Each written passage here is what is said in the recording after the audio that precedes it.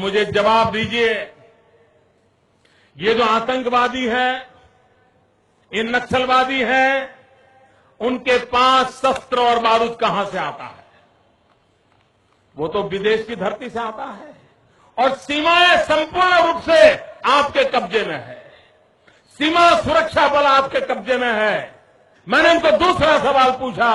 हमने कहा आतंकवादियों के पास धन आता है, हवाले से आता है, पूरा मनी ट्रांजैक्शन का कारोबार भारत सरकार के कब्जे में है, आरबीआई के अंडर में है, बैंकों के माध्यम से होता है।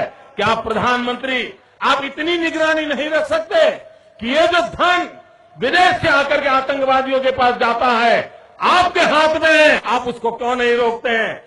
मैंने तीसरा सवाल उनको पूछा कि विदेशों से घुसपैठ आते हैं, घुसपैठ आतंकवादियों के रूप में आते हैं, आतंकवादी घटनाएं करते हैं, भाग जाते हैं। प्रधानमंत्री जी आप मुझे बताइए, सीमाएं आपके हाथ में है, कोस्टल सिक्योरिटी आपके हाथ में है, बीएसएफ सेना सब आपके हाथ में है, नेवी आपके हाथ में है, ये विदेश से घुसपैठ के कैसे घुस जाते हैं? मैंने चौथा सवाल पूछा, सारा कम्युनिकेशन भारत सरकार के अंडर में है।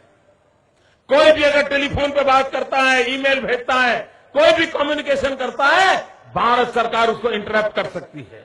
इंटरप्ट कर करके जानकारियां पा सकती है कि आतंकवादी गतिविधि के अंदर कौन सा कम्युनिकेशन चल रहा है और आप उसे रोक सकते हो। मैं पूछना चाहता हूं प्रधानमंत्री जी को, इस विषय में आपने क्या किया है? मैंने पांचवा सवाल उनको पूछा कि आप विदेशों में जो आतंकवादी भाग चुके हैं, जो लोग विदेश में बैठ करके हिंदुस्तान में आतंकवाद की घटनाएं कर रहे हैं, उनको प्रत्यारोपण के द्वारा हिंदुस्तान लाने का हमें अधिकार होता है।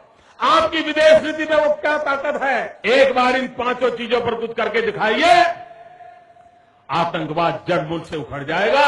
राज्यों के अधिकार हत्या करके राजनीति के करने के खेल छोड़ दीजिए।